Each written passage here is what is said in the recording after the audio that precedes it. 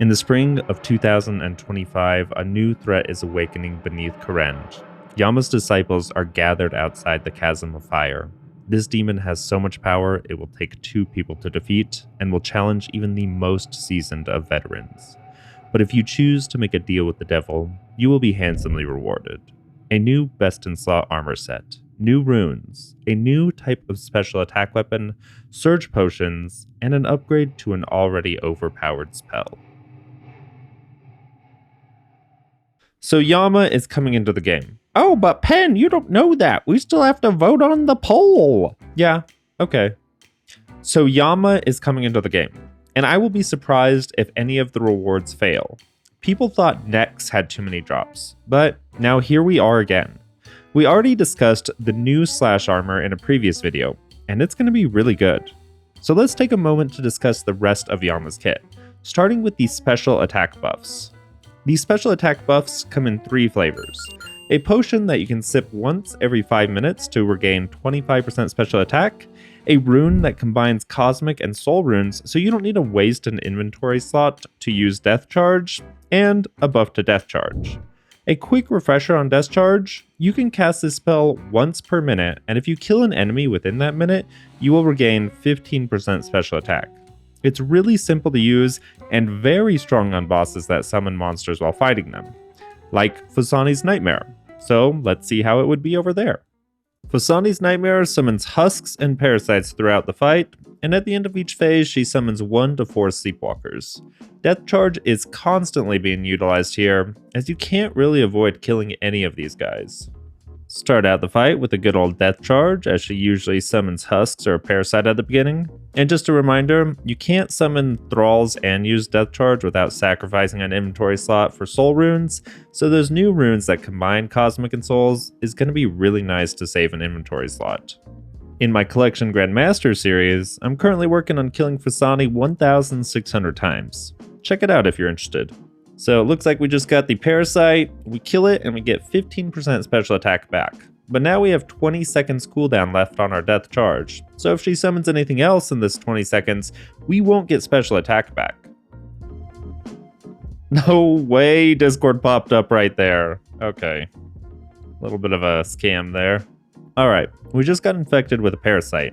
Normally when this happens right before the Sleepwalker, it's a little bit annoying because we get special attack from the parasite, but our death charge is still on cooldown, so we don't get anything from the Sleepwalkers. But with the Yama buff to death charge, this isn't going to be an issue anymore, so we'll just get a free 15% special attack. These husks are the most obvious example of where the upgraded death charge is going to be really nice. She always summons 2, so we can always get 30% special attack instead of 15% special attack when that happens. Every phase after the first phase, she summons multiple Sleepwalkers, so if you're death charged, you'll always be getting 30% special attack here instead of the usual 15%. This happens 4 times throughout the fight, so it's a lot of special attack. A Fusani's fight usually takes 7 to 8 minutes, and you can cast death charge once every minute. Let's say you cast it 7 times throughout a fight. Death charge would normally give you 105% special attack throughout the fight for essentially just clicking on a spell once a minute. But now, the upgraded death charge will be giving you 210% special attack throughout a fight for just clicking on a spell once a minute. And not just that, but we're also getting these surge potions that we can use once every 5 minutes. So we're going to get a free 50% special attack from surge potions. All in all, for Fusani, this update is giving us 155% extra special attack and saving us an inventory slot with the new Cosmic Soul Runes. And this is if you're killing her in 7 minutes. If you don't have max gear, you actually take more advantage of the buffed death charge because you're going to be casting it more often.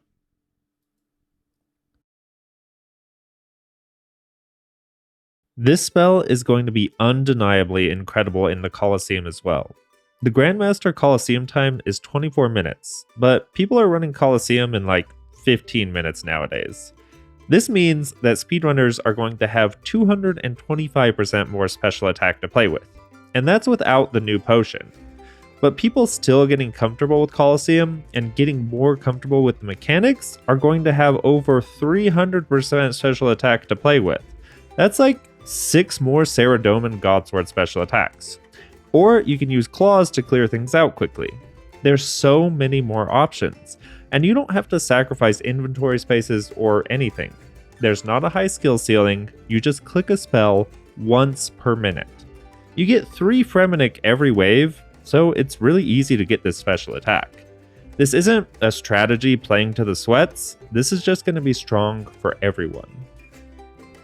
If I were good at the game and did things like speedrunning the Fight Caves or Inferno, right now I would not be speedrunning Fight Caves or the Inferno, at least until Yama comes out. As far as I know, the world record for the Fight Caves is 18 minutes and 52 seconds. You could drink 4 doses of Surge Potion for an additional 100% special attack, and the extra death charge casts in that time would get you 285% special attack. A speedrunner with an extra 385 special attack in the Fight Caves, that just has to feel good. Inferno speedrunners will get closer to 700% extra special attack in a single run. Every single raid will be benefiting from more special attack energy as well. In Chambers, you don't regenerate your special attack energy after each room, so getting extra energy is just a flat out positive. In TOA, Kefri spawns a lot of enemies that you need to kill, so you can take advantage of Death Charge here. You can kill the baboons in Baba's room for special attack, and the Akka shadows work for special attack as well. And then in the Theater of Blood, when you kill the crabs, you get special attack. Extra special attack in Theater of Blood just leads to an easier time skipping and stacking.